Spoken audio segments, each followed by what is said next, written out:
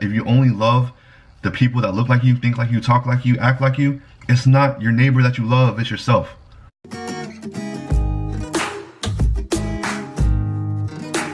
So today is Holy Thursday, and it's the beginning of Holy Triduum, which is the climax of Holy Week, and it's the summary of our faith. Right? And tonight we hear how Jesus, at the Last Supper, institutes the priesthood, and in the breaking of the bread, institutes the Holy Eucharist, which is the source and the summit of our faith. Leading up to the gospel, right? In the gospel, we know what happens, right? We're aware and familiar with that scene, how Jesus stoops down, humbles himself, and takes on the act of a servant, a slave, to wash the feet of his apostles. And if you go to Mass tonight, right, this scene gets reenacted to remind ourselves in a very literal sense to wash our neighbor's feet. Right? And if you've been following along with us earlier in the week, we see a similar scene and a similar act of the washing of the feet. Right? When Mary anoints Jesus with that costly perfumed oil and stoops down to his feet and washes his feet with her hair. Right? Looking back, I was like, that is the last and only act of love performed on Jesus this entire week. Right? And now Jesus now does the same thing, right, before his apostles. I think there's something to be said there, right? So y'all may be wondering, like, why feet, right? Why the feet? And Peter does all the asking for us, right? We don't even got to ask the questions. We know Peter is going to ask it for us, right? Because we know Peter speaks a lot of times, like, he speaks a lot. Right, so I was reading this. I was like, "Yo, Peter, you asking all the questions that I would have asked." So I'm thankful that there is a Peter, because so many of us have a Peter in us. Right? Peter says, he's like, Jesus, like, Lord, are you gonna wash my feet? And then he's like, what I'm gonna do now, you will not understand. Peter's like, well, Lord, you shall never wash my feet. Jesus says, unless I wash you, you will have no inheritance with me. And then Peter responds with, Master, then not only my feet, but my hands and my head as well. Right? Jesus responds, whoever has bathed has no need except to have his feet washed, for he is clean all over, so you are clean. Like, but not all, which he was referring to Judas, right? So some of us be wondering, like, why the feet? Right? Because Peter says it already, hey, Jesus, just if you're gonna wash my feet, then wash my hands and my head too, right? But even in a very literal sense, right, when we shower, right, we're showering and we're washing our heads, we're washing our hands, and for the most part, like, maybe I'm the only one, but our feet sometimes get neglected, right? Because they're already kind of bathing in that water, in that soapy water. Every now and then I'll go down and I'll wash my own feet, right? But I don't know, maybe that's a confession that makes me weird.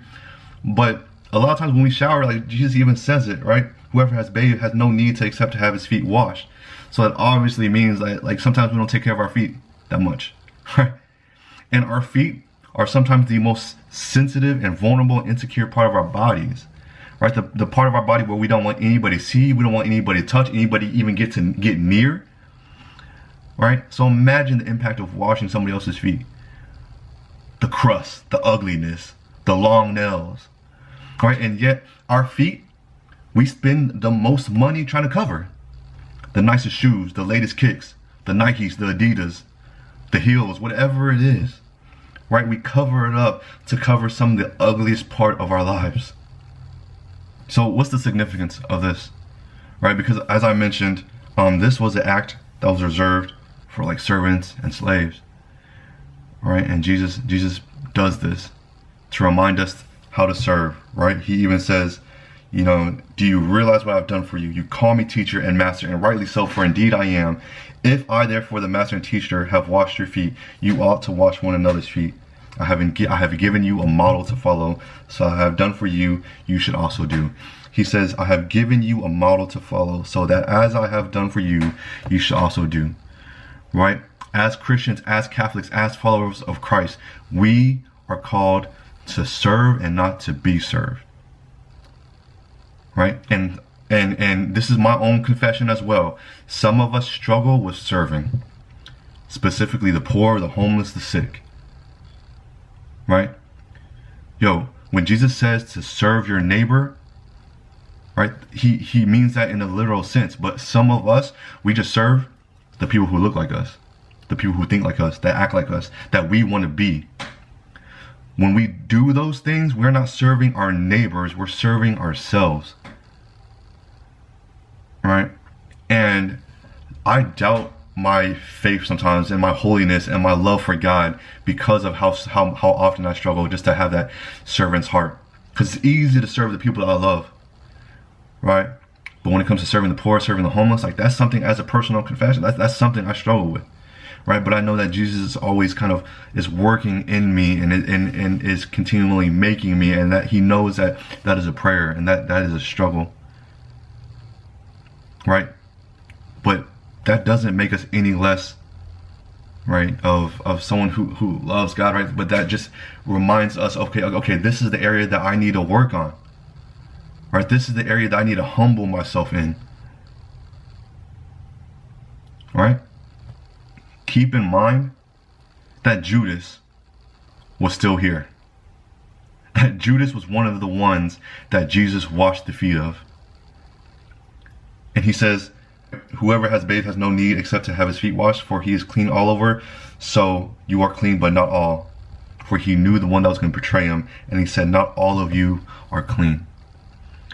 For Jesus to wash the feet of someone that he knew was going to betray him is an invitation for us to serve the ones who have betrayed us, to serve the ones that have hurt us,